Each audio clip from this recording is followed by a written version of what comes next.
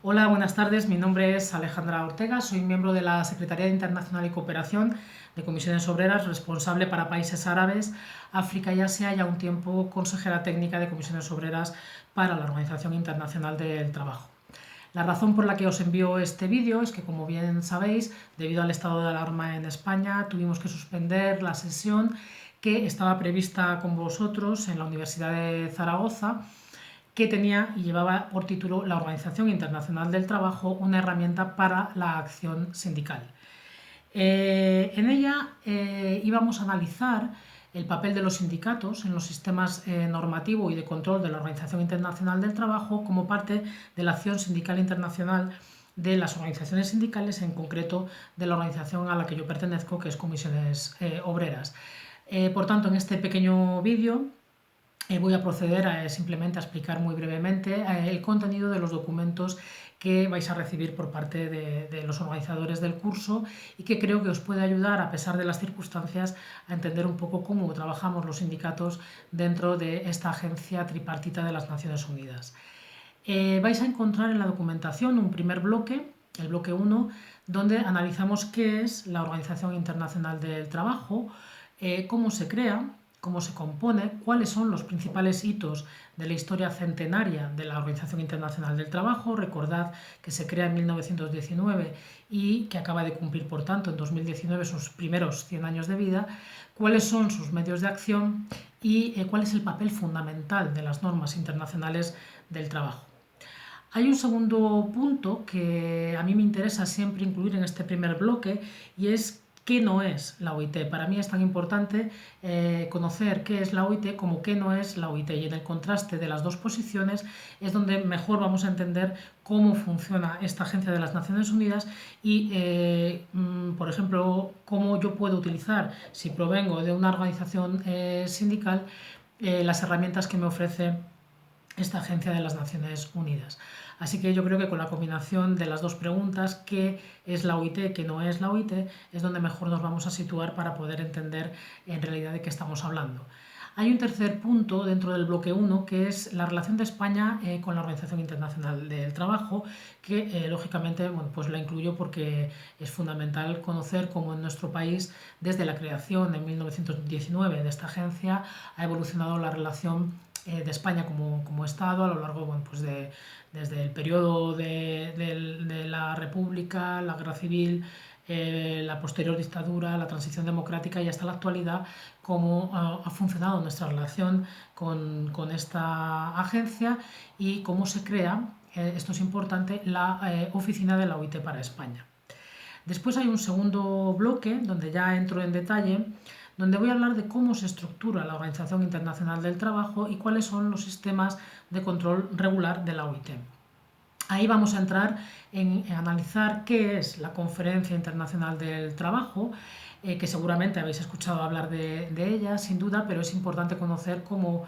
funciona en realidad esta conferencia, en qué consiste cuando hablamos de la Conferencia Internacional del Trabajo, que habitualmente se celebra entre los meses de mayo y de junio en la ciudad de Ginebra, en Suiza.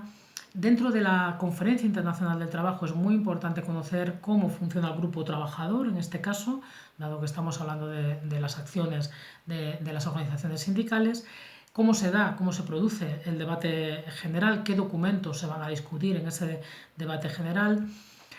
cómo funciona el corazón de la Organización Internacional del Trabajo, que es la Comisión de Aplicación de Normas, qué tipo de participación tenemos las organizaciones sindicales dentro de la Comisión de Aplicación de Normas, cómo se articula y quién decide las otras comisiones que en paralelo están trabajando y por qué se deciden algunas temáticas, quién está decidiendo las temáticas de estas comisiones y qué participación tenemos los sindicatos de nuevo en estas comisiones paralelas que funcionan al mismo tiempo que lo está haciendo la Comisión de Aplicación de Normas. Es importantísimo también, por último, y esto se menciona en el documento, conocer cuáles son los sistemas de control de la organización del trabajo a los que, en este caso, las organizaciones sindicales podemos recurrir a la hora de presentar quejas, reclamaciones o el mecanismo que se pretenda emplear a la hora de denunciar, por ejemplo, una violación de derechos laborales o sindicales en un país del mundo, ¿no? Para todo ello, he analizado todos estos apartados que os acabo de mencionar, pero siempre atravesado por cuál es el papel de los sindicatos dentro de cada uno de estos espacios y hasta qué punto las organizaciones sindicales tienen participación en ellos y hasta qué punto podemos articular documentos y podemos participar de ellos y en qué espacios tenemos representación que nos permite hacerlo, ¿no? Luego he traído en este bloque